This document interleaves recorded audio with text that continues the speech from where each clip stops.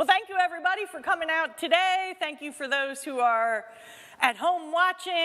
And today is all about the white-tailed deer. Actually, the white-tailed deer is our state mammal. We do have a couple of state animal symbols, like one that's about to come out and light up the sky is our state insect, firefly. Yeah, so the white-tailed deer is our state mammal, and today we're going to go through all the different life stages of the white-tailed deer, from the females, the bucks, and their wonderful antlers, and then, of course, the cute little fawns with those spots, keeping them nice and camouflaged. We can go almost anywhere in North America and find white-tailed deer. There's also different species of deer, like mule deer and black deer in some of the more southern areas. But our white-tailed deer, of course, is most prevalent up here above Pennsylvania, northern Pennsylvania into New York, even down here on the East Coast, and all the way as we head over to Texas is where you will find the most white-tailed deer. Well, I remember watching a show a long time ago where they asked people, what animal kills more people? And a lot of people, of course, said insects, mosquitoes, the different diseases that they carry, venomous snakes. Only 3 people in North America die each year from a venomous snake bite. It's the white-tailed deer in car accidents. There can be 1.3 million car accidents each year. Are we supposed to do something with that sound?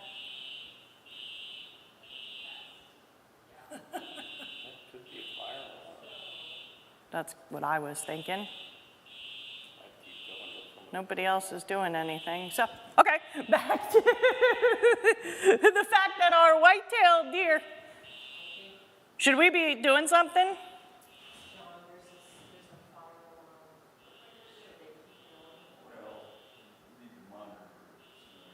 Keep going or we'll check.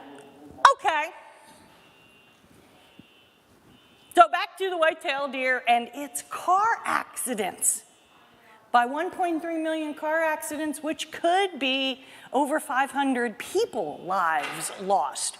And of course, it's almost always the car that's lost in that car accident.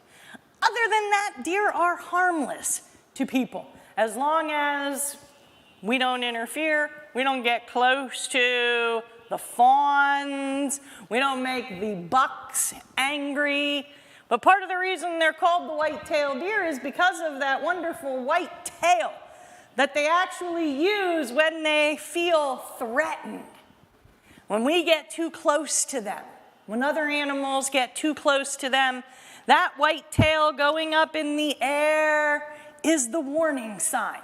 They're going to tell their whole herd and all their other friends, head out of danger, okay? Go to a safe place, watch out for whatever is coming and getting close to the family or the herd. Well, in the springtime, and now is the time of the year for those fawns to be born. We're going to get to those in just a moment. But even in the wintertime, they are active. They're not hibernators. They're not going to sleep like the bear and the groundhogs. They are active all winter long, and their most important thing is finding food throughout every season. Now, they look a little different during different seasons. In the summertime, and right now, they're more red in color. It's a brownish red color. Well, that helps them to be camouflaged amongst the greens of the trees and the plants and the different colors of the flowers. Whereas in the wintertime, they're more a lighter brown, tan, almost even gray in color. Well, that helps them when there are no leaves on the trees. They really blend in not only to the trees, but it helps them blend into the snow. So it helps keep them safe. Because there are some predatory animals out there that want to eat deer for dinner, other than the humans during hunting season. If we were in northern Pennsylvania, black bears. Here in Lancaster County, coyotes are the one thing that will and can still take down a deer, okay? So here's one in the summertime again. She, because there's no antlers up there, that's a doe or a female. Here's a herd of female in the winter. And it's usually in the winter that they do spend most of their time together in a herd. That's safety in numbers. Okay? Right now, some of the females look like this. They're a little heavier than normal. This is a pregnant female. And fawns are just now being born.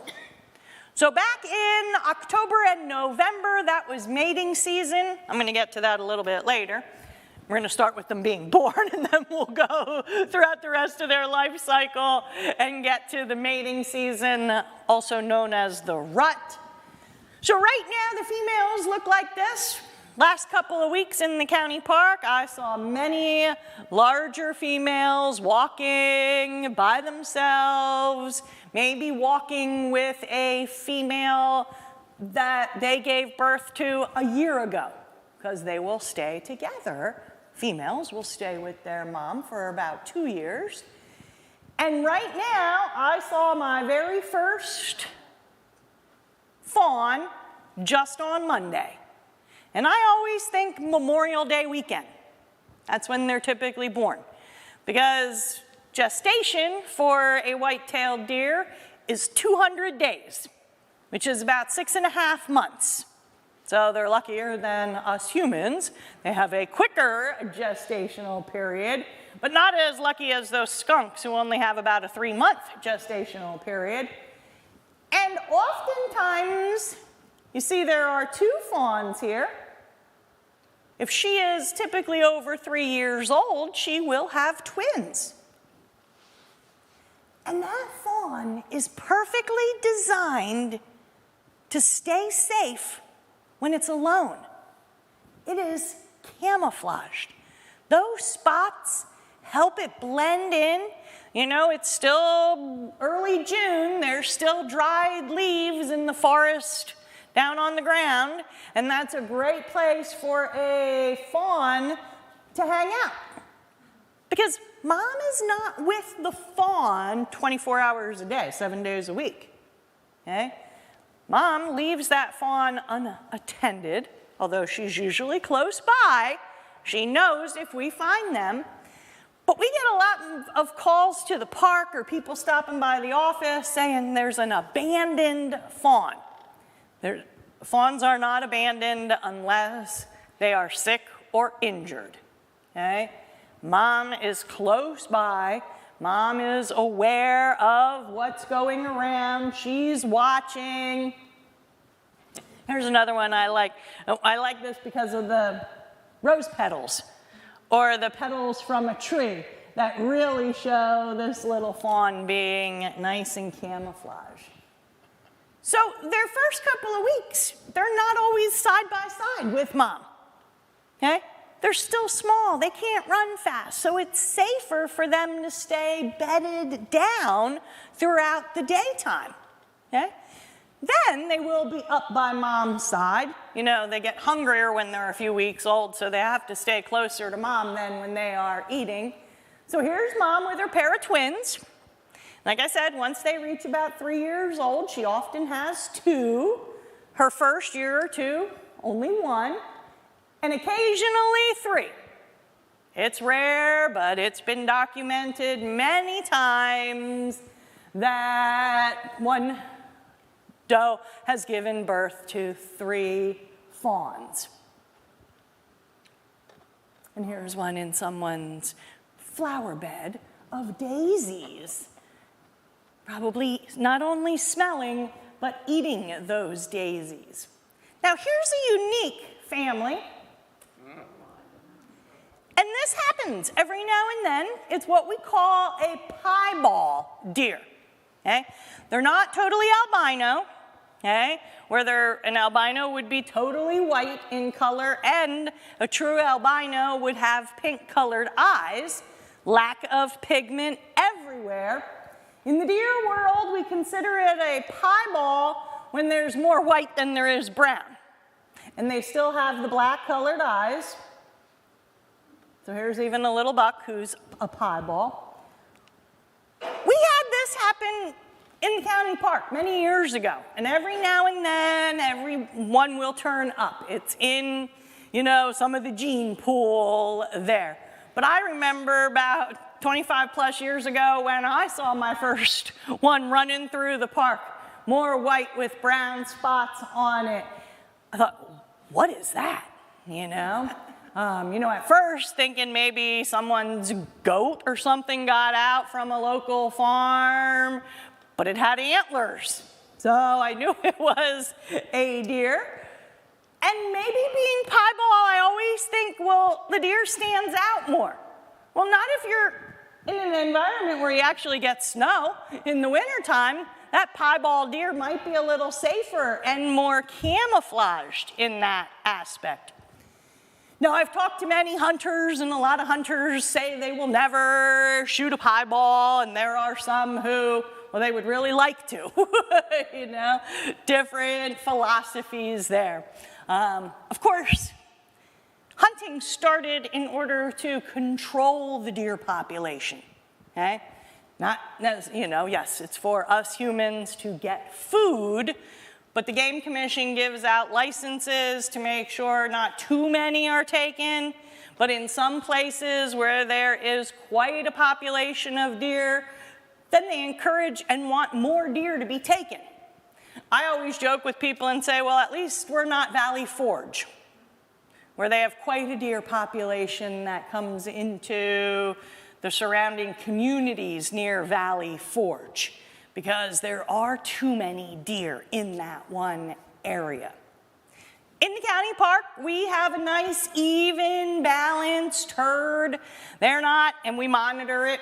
The naturalists and the rangers go around several times a year to count the numbers, and we take a look at what they're eating to make sure they're not eating everything, and that's called the deer browse that we look at.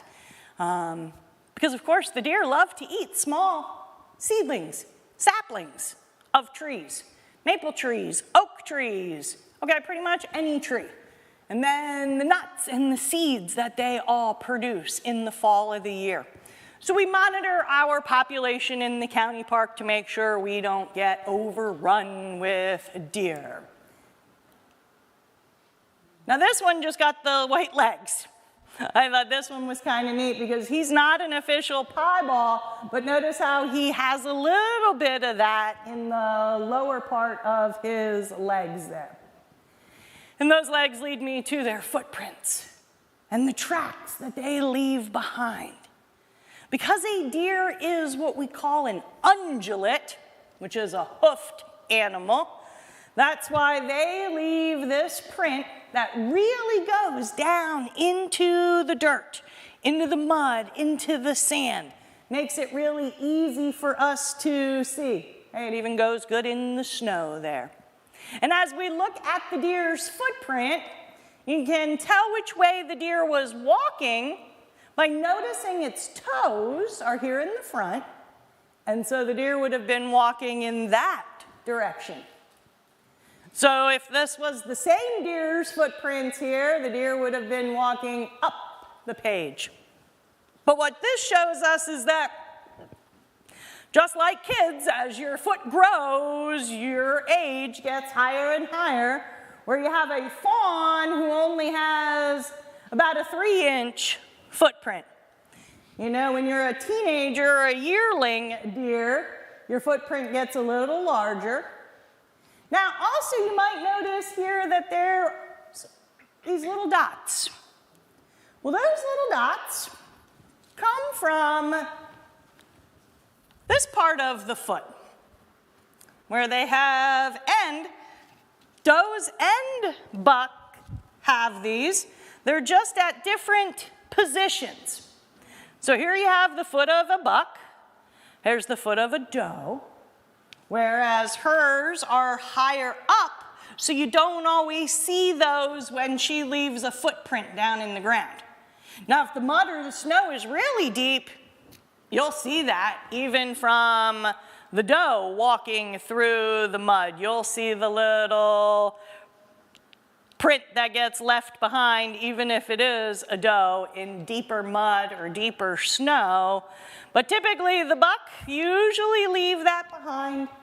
But it also depends on how they were walking, or were they running, okay? Were they flat-footing so that you really get the little dew claw, which is what it's called, impression, or not?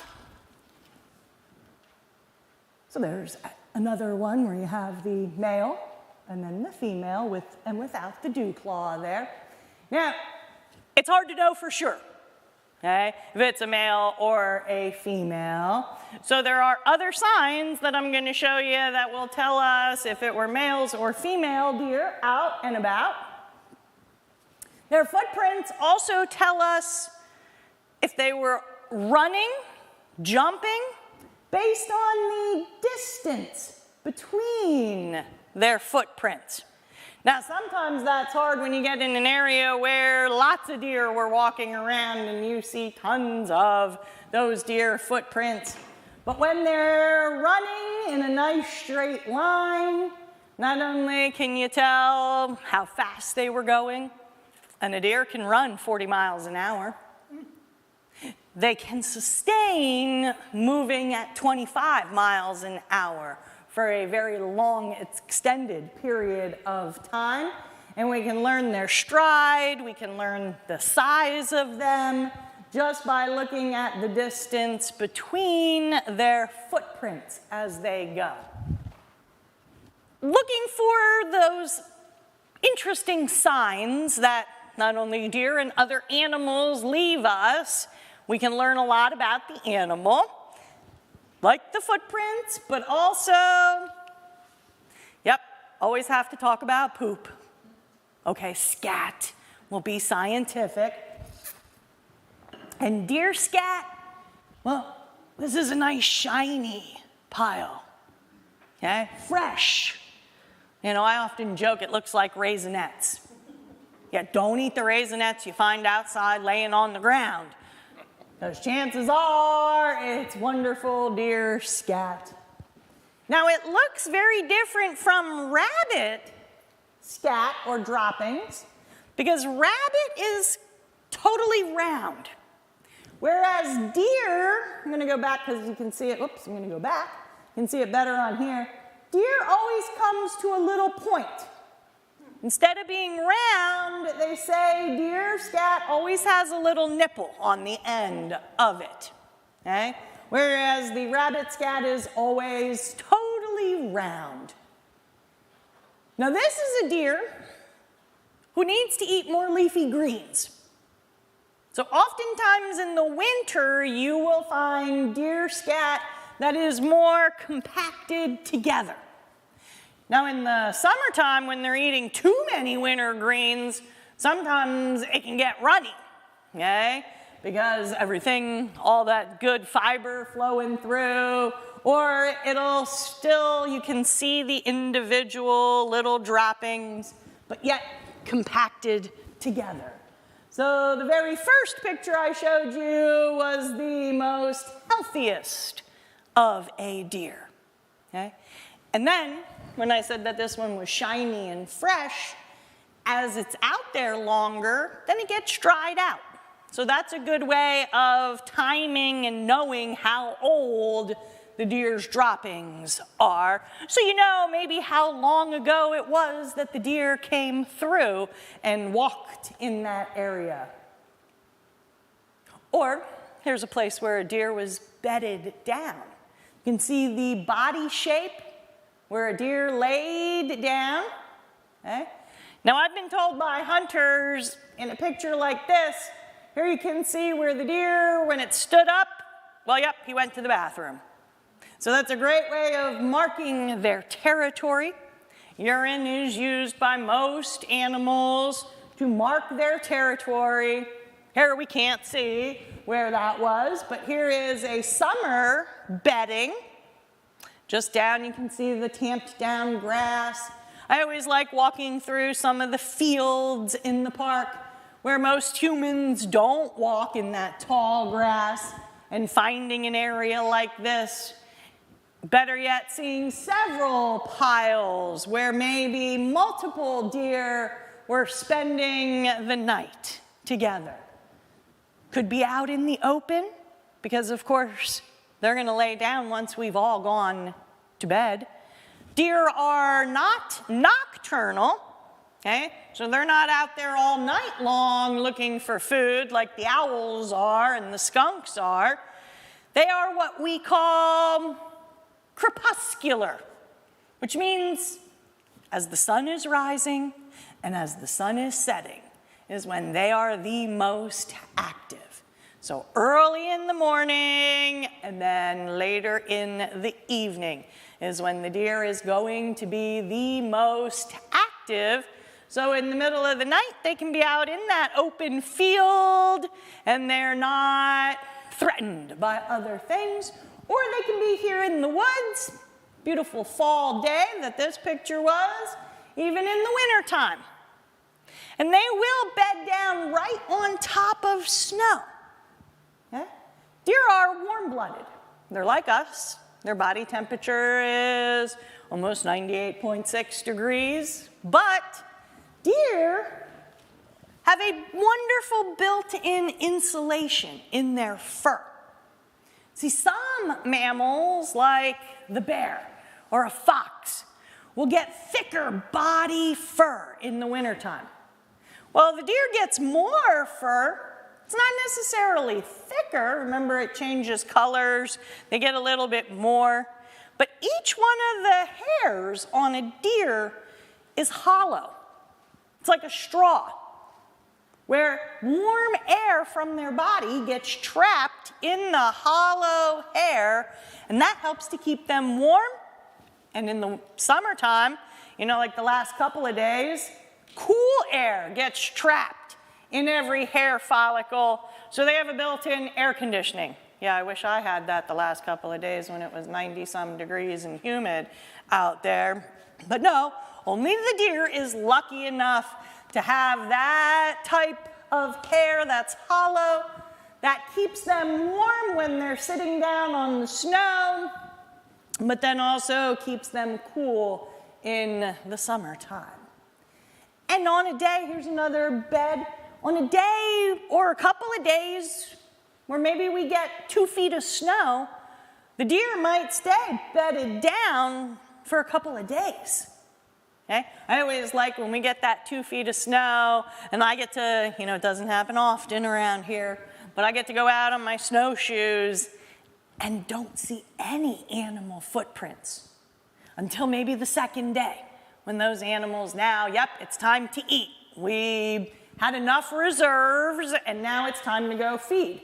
Okay? Well, a deer will typically, the females in the summertime will weigh about 100 pounds. Males will weigh 150, 180. By the end of the winter, a male can lose 40 pounds. And I wish I could do that. You know, isn't it? Usually the winters when I put on my winter extra weight. Okay, I wish I could lose it in the summertime too. That doesn't always happen. But they can fluctuate their weight. So they eat a lot, getting ready for winter. Okay? And then they can lose a little bit of weight, which is why they can go for a couple of days without eating and staying bedded down when we have really bad weather. Now, the deer is the animal who will smell you coming. That deer might not see you, that deer might not hear you coming,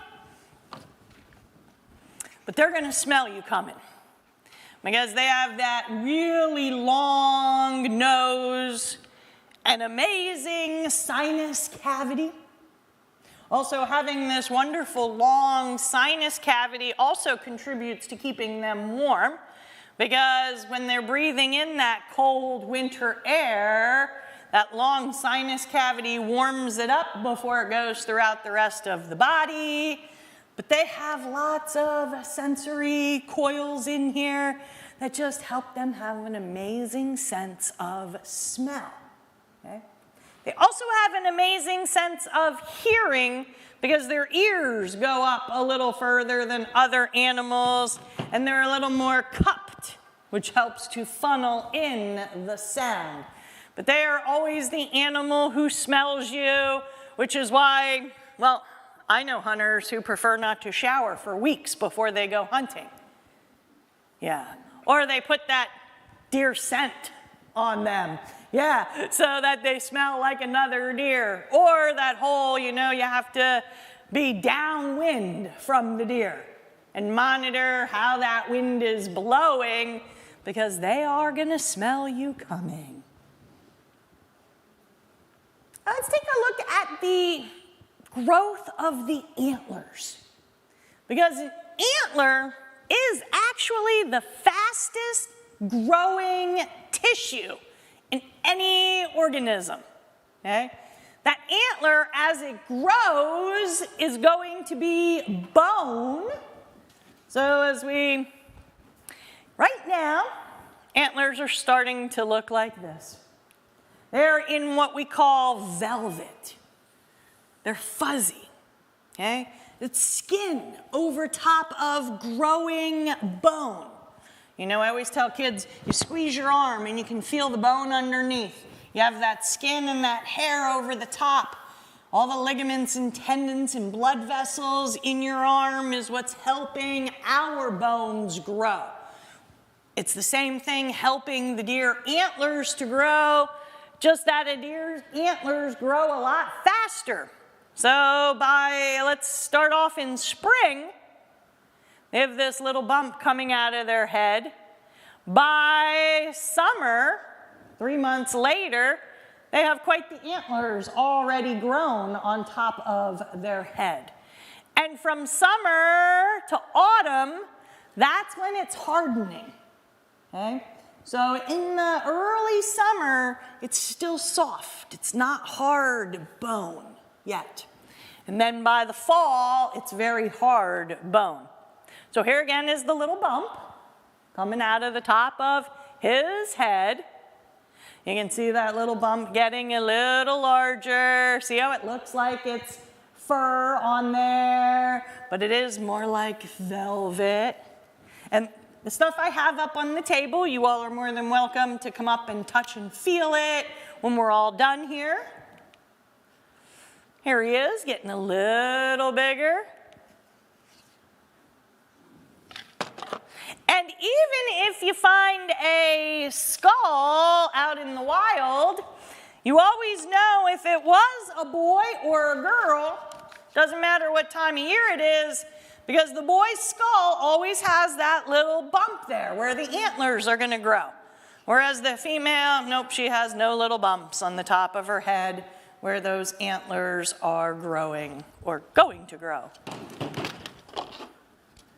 So as we keep moving on, they get bigger and bigger. You can see how the ends of them are even rounded at this point while they are still growing.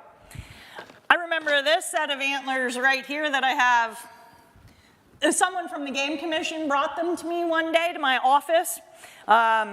It was a deer who unfortunately was hit by a car. And it was close by our office, so the game warden thought, I'll just take him down to Lisa at the county park. She'll put him to good use. So he comes and brings him in while I'm in the middle of doing a program, probably like with a bunch of third graders. Third graders thought it was really cool. They were still warm, and you could really feel how soft they were. Right now, you're not going to feel that they're soft because they're dried out now, okay? But you can feel that velvet that's on there, and you can really see how they're still rounded and not at a point yet. people will say they can tell how old the deer is by looking at their antlers. The older the deer, the bigger the antlers. And that's true for a little bit in the deer's life, okay? When you are a young buck, your first year or two, some people like to say you're a button buck. You're only gonna get one antler on each side. Maybe you'll get a second spike coming out of that. You know, someone looks at the multiple spikes of a deer and tries to count them, and they predict that that's the deer's age. Well, that's not the best way to age a deer. I'm going to show you in a little while the best way to age a deer, because once a buck also gets older and the testosterone levels drop, they often get smaller antlers at that time, okay? So that depending on their diet, you know, one year they can have bigger antlers because, well, there were more acorns in the forest, okay? Better food causes their antlers to get bigger.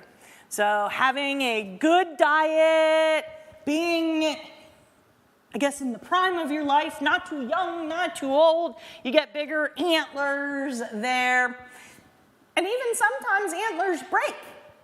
And I'll show you that also in a little bit, so it's hard to count and figure out just how many points are on an antler, which is what some people use to predict their age.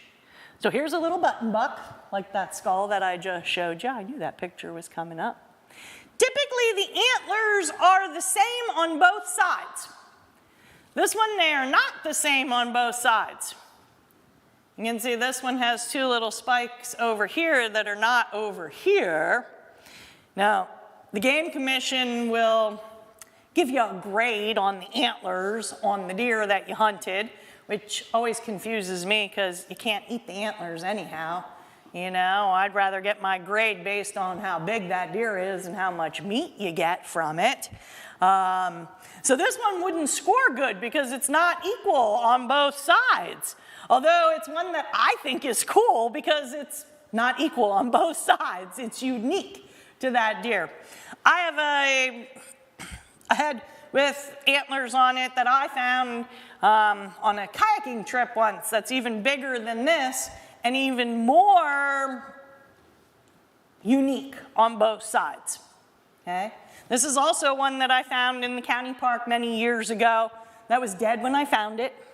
I'm not a hunter. I value and appreciate those who do hunt for the right reasons, but I would rather go out and find the ones who died accidentally, or like this one, rumor had it, the hunter shot it and never found it. So I went looking for it.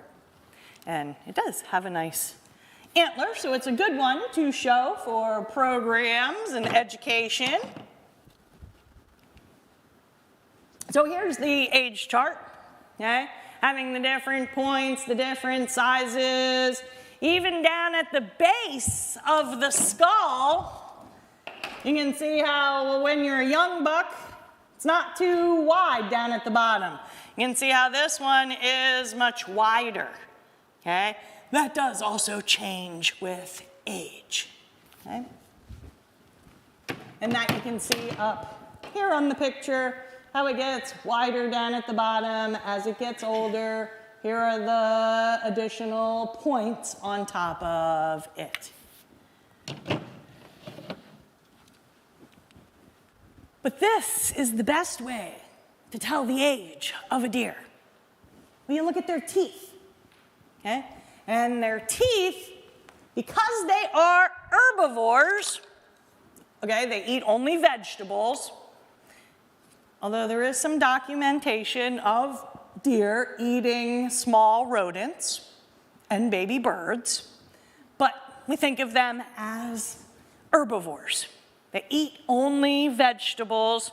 Their teeth are designed for grinding, chewing those vegetables, going back and forth. Now they do have a few teeth here on the front, okay? But those teeth, where's my one that has, here they are.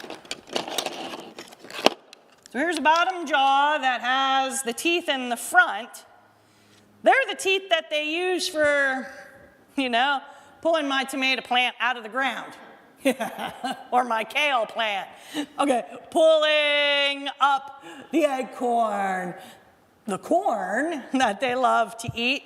And then it's these back teeth and the top back teeth that they use for grinding. Okay? Because they grind like that, their teeth actually wear down. And that's how and why you can tell the age of a deer by feeling how sharp the teeth are. Okay? So up on the picture you see a fawn actually doesn't even have all of their teeth.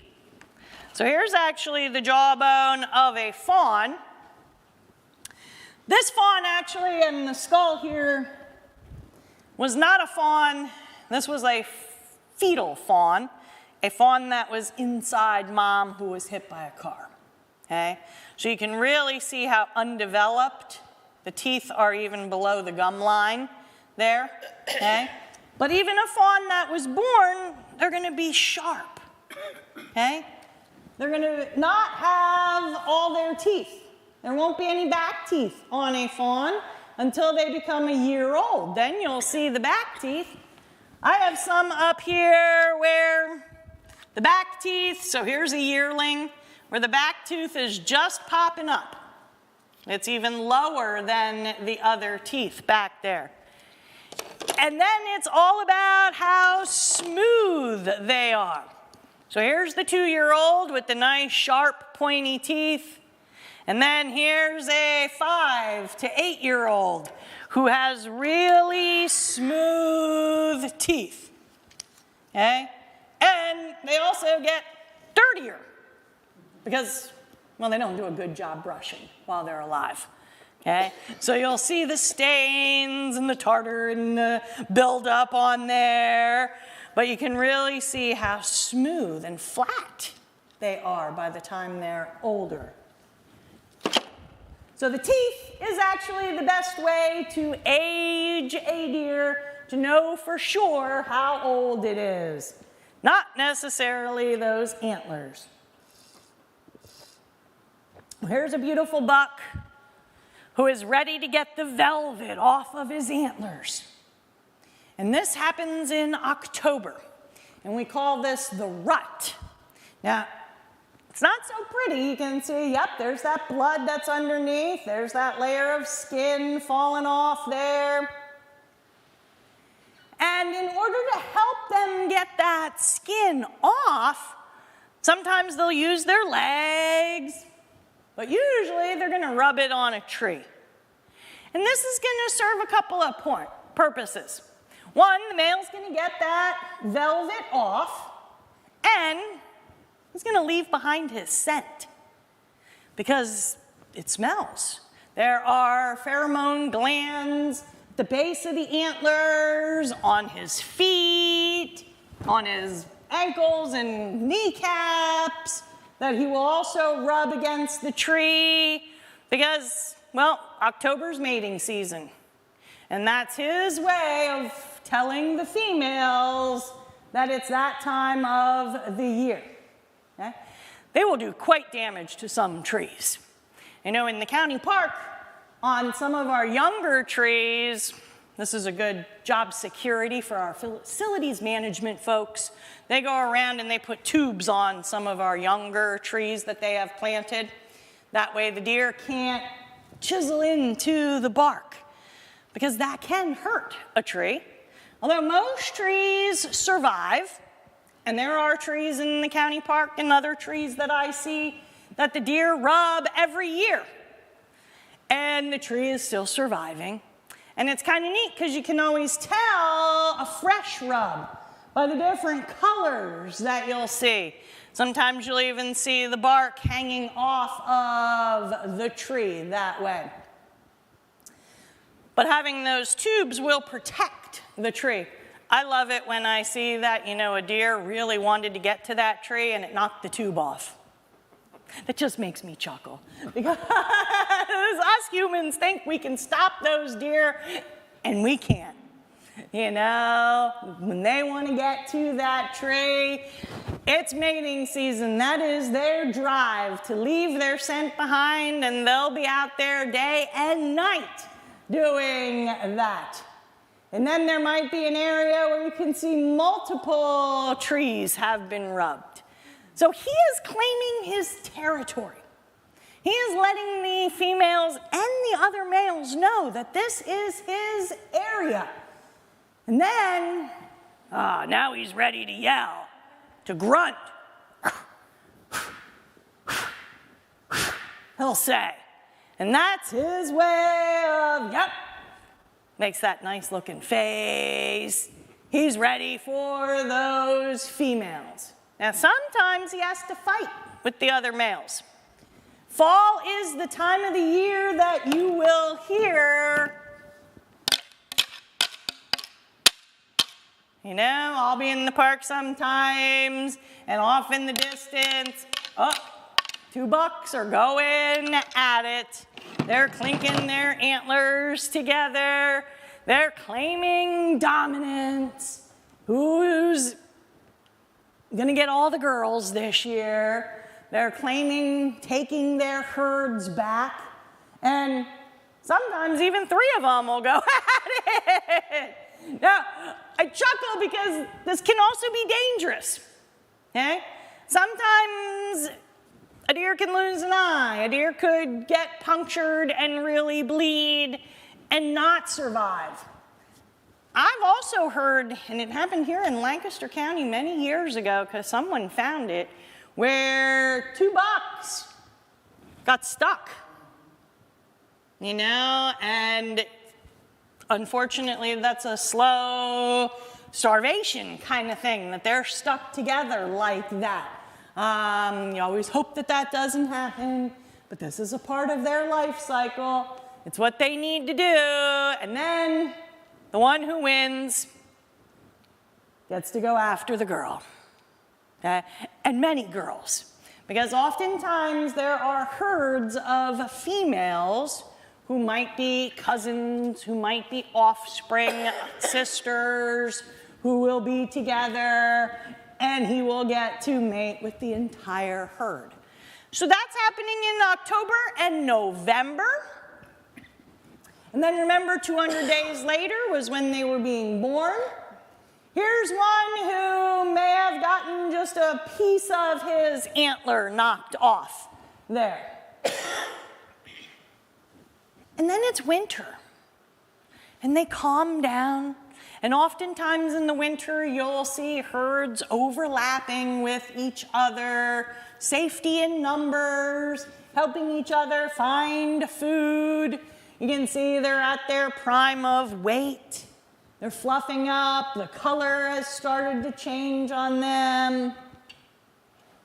And then you might see one that looks like this. One who only has one antler. Because in January, well, he loses his antlers. They drop off, they fall off. We say that they have shedded. It's a shed. We go shed hunting. So they lost their antlers, and it just drops right off of his head. And it happens when the light changes. We've gone into winter, it's a little darker, but also the testosterone level has dropped. And they don't need their antlers anymore. Okay? There's some Native American folklore about it that I think is neat. Their reasoning why is because, well, when they all come together, these antlers can be dangerous. And that's why the boys lose them before they get into those winter herds. Just that whole life cycle that happens. And it's a neat cycle because when it does fall off, well, it doesn't go to waste. Other animals find it. Other animals eat the antlers. Okay? Rodents.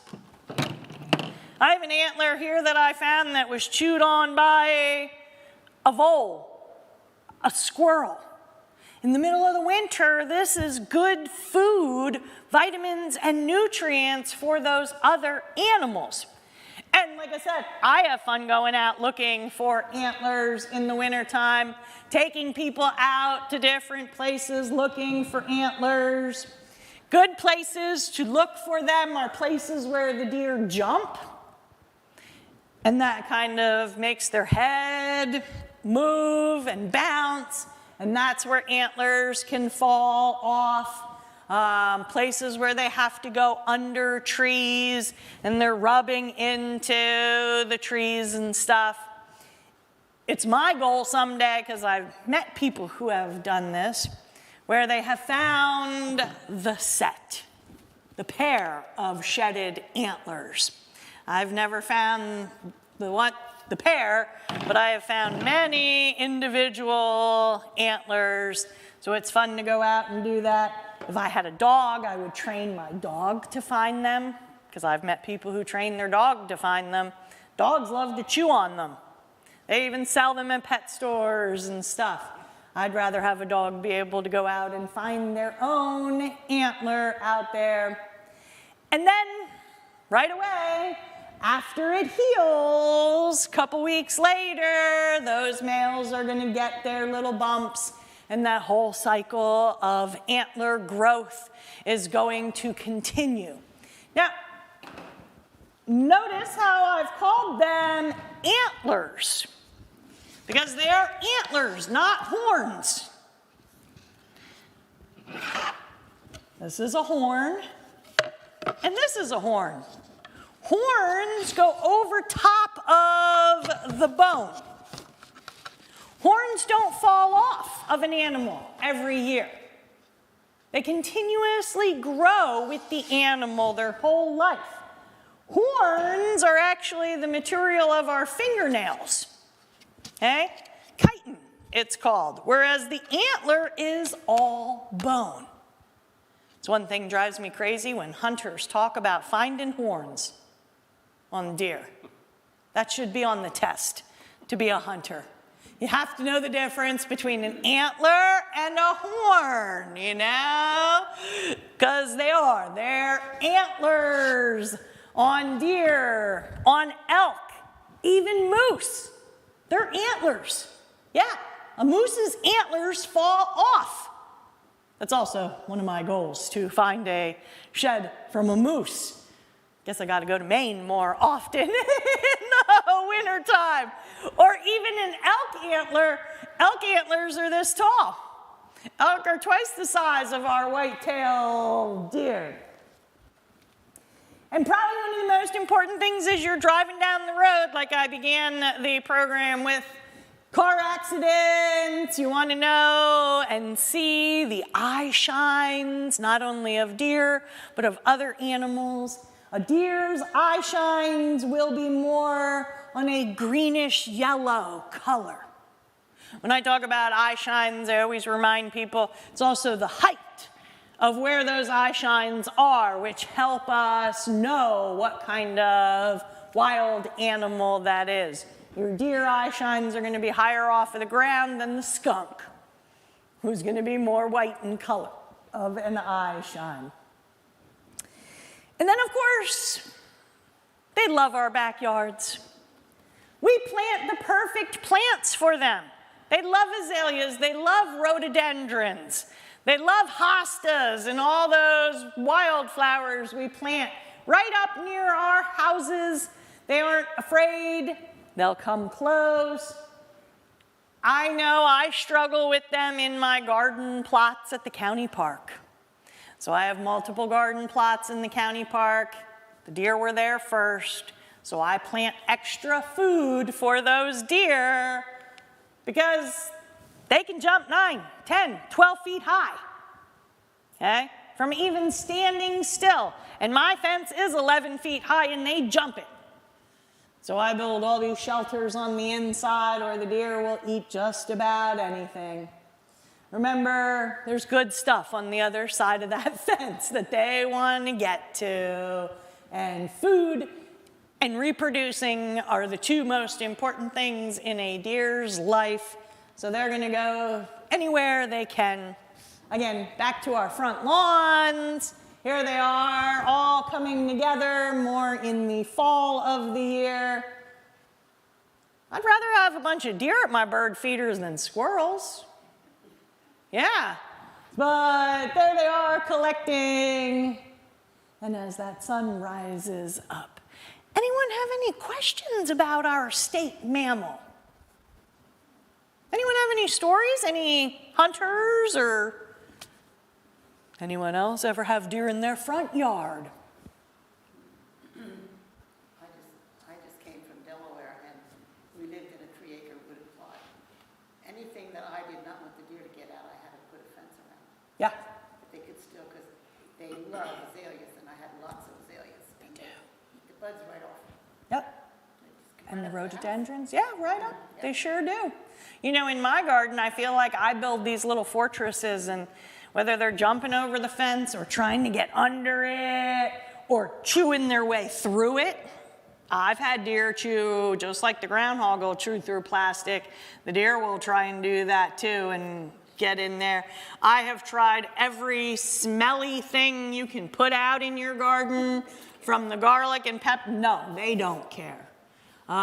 So I've just come to live with the fact that I have to build these shelters, that I have to take the netting off every time I want to go into the shelter. So it's always a fun little challenge. But again, they were there in the county park before me, so I'll just plant a few extra tomato plants, knowing that they're going to eat a few of them.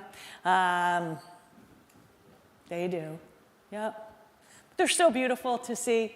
Neat to see as we, go out there and recognize those signs that I talked about. And I know you all have them over here in the wetland area and stuff.